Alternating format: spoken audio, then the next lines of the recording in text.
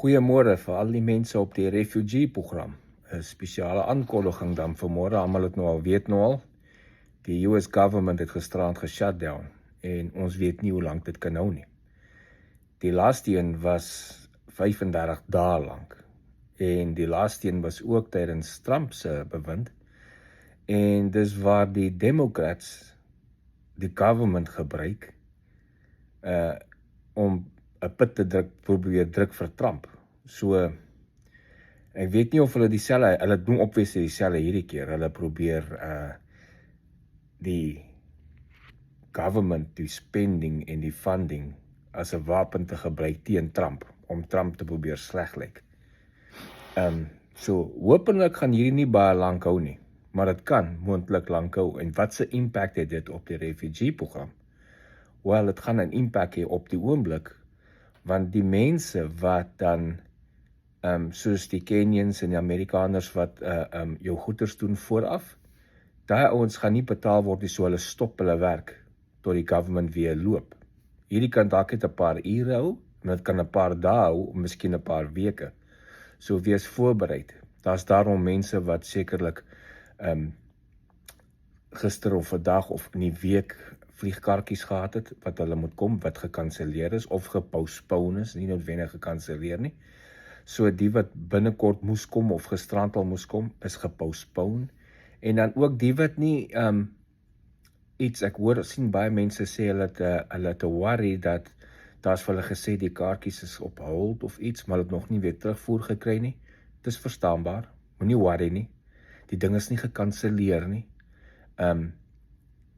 Die rede hoekom jy nog nie iets gehoor het nie, is oor die staf wat daar werk, is op furlough geplaas. So, daar gaan net essential mense werk en hulle kan definitief nie by almal uitkom nie.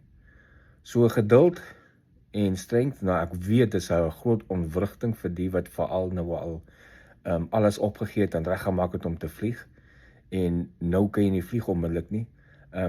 Ek sal nie verbaas wees as daar iets in die interim ingedoen word om dit voor te gaan nie, maar ek sal nooit my hart daarop sit nie. So wees maar net voorbereid dat dit kan 'n rukkie vat voor jy weer van hulle hoor of tot dit kan in die gang kom. Hou maar die nuus dop.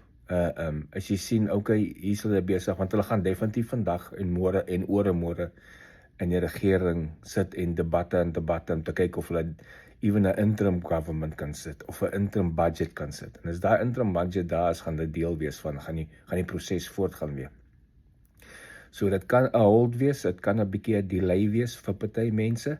As jy beplan is om later te kom en jy het al reeds inligting dat jy hier in November, Desember gaan vlieg of so iets, jy behoort alright te wees. Ek weet net, hang af hoe lank. Onthou, die laaste een was 35 dae gewees wat die Democrats hulle snaaks gehou het met die regering. En hoekom hulle daai game speel sal net hulle weet, maar gelukkig kom volgende jaar 'n interim verkiesing en sal van hulle seker maar hulle jobs verloor. Want hulle speel politiek en gebruik die budget om goeders te kry wat hulle weet, hulle kan nie normaalweg kry nie. Hopelik kry dit in die gang, so wees geduldig. As jy nie iets van die regering hoor, of van die USIS, of van die Amerikaners, of van die Kenyans nie, hulle het nie van jou vergeet nie, dis normaal. Okay, so moenie worry daaroor nie. Jy sal eventually van hulle hoor, especially as die budget weer goedgekeur word, want daai ouens gaan op die oomblik op furlough wees. So wees net geduldig, hopelik kan dit vinnig deurgaan, hopelik word hierdie Liberal Democrats wakker en kom agter hulle maak net hulle eie mense seer. Want op die oomblik, dis nie 'n groot impak op ons in Amerika nie, behalwe op die wat government employees is. Hulle kry net die salaris vir die volgende paar dae nie. So hulle gebruik dit maar gewoonlik as 'n weapon. Hopelik gebeur dit vandag en dan kyk ons maar die nuus, en as ek enige iets aan my kant hoor of sien wat iets versnel of weer in die gang begin kom, sal ek julle laat weet. Wees maar net geduldig. Sterkte. Baie dankie.